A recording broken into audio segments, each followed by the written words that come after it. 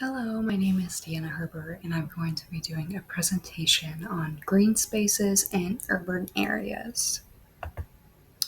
A green space is a broad term used to characterize an outlet of vegetation in an urban area. Some examples of green spaces can be a park, which are very common. Other examples may include rooftop gardens or street trees, and other examples include urban agriculture.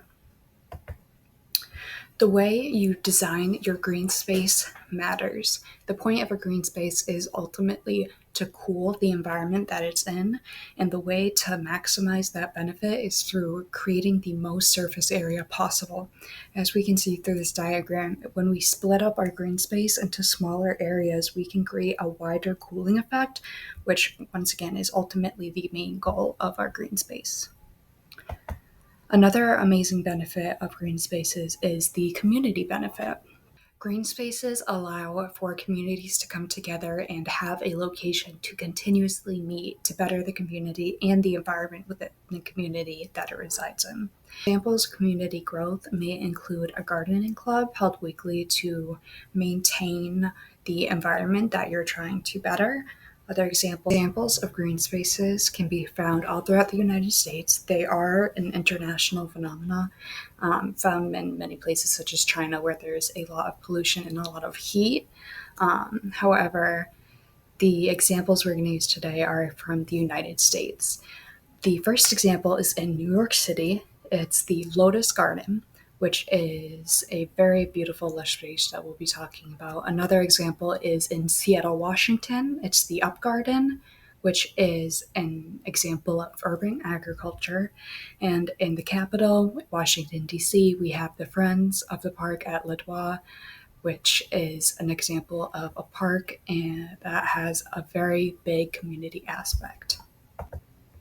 So our first example, the Lotus Garden, which once again is found in New York City, is a rooftop garden located within a very busy area that a lot of people will come to on their lunch break to enjoy what many doctors may call a nature prescription.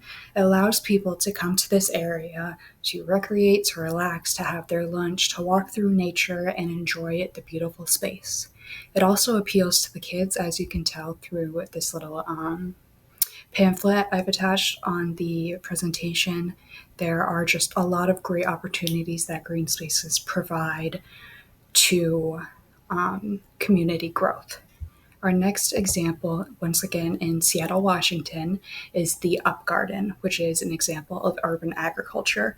The picture on the left, which is just very beautiful, I think really depicts the implementation of greenery into a very heavy urban environment. Seattle, of course, is a city, and it's a very concrete heavy area with lots of buildings. As you can see, there are skyscrapers in the background. The urban agriculture offers not only an opportunity for communities to come together and garden and produce food, but it also offers a very good environmental impact, which is cooling. As you can see, the pollinator bedwork parties, which are community-led events dedicated to just bettering the environment and maintaining the environment that they have planted, which is a very important part, because if you're going to start a green space, you're going to need to maintain it, or else there's no point in starting it to begin with.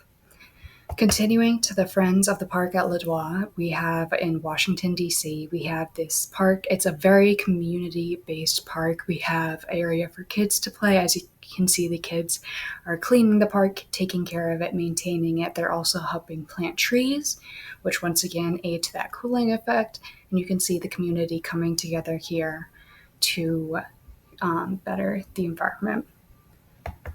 So here I've included a satellite image of the cooling effect, which I just wanted to include to really show the effect that these green spaces have. The satellite can highlight the different types of vegetation and their cooling effects, as you can tell.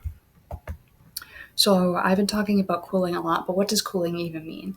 Other than the obvious environmental impacts of fending off global warming and climate change, the benefits of keeping it cool really heavily tie into the human body. When the human body is continuously exposed to heat, the heart has to work harder and it has to pump more blood throughout your body so that way your blood can reach your skin, so that way your body can cool down through evaporation of the sweat. When the heart has to continuously work harder, it is very strenuous, and that can be irritable to cardiovascular disease and just lead to cardiovascular disease if you have chronic heat exposure. When we see heat waves, we often see an increase in ER visits related to heat morbidity and the aggravation of chronic conditions such as cardiovascular conditions. Green spaces offer a community led opportunity for, sorry, once again, green spaces such as parks provide a potential setting for a community led run club. Exercise decreases the risk of cardiovascular disease, and there's the added bonus of outdoor space for your furry friends, which is very important for urban areas for pets to be able to go outside.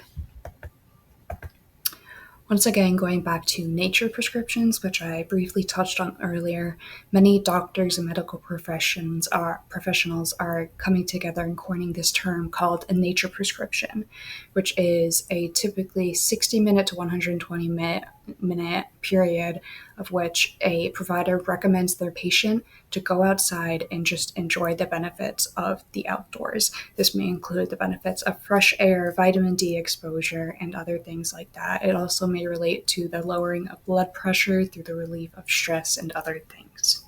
So, thank you for listening. Hope you learned a bit.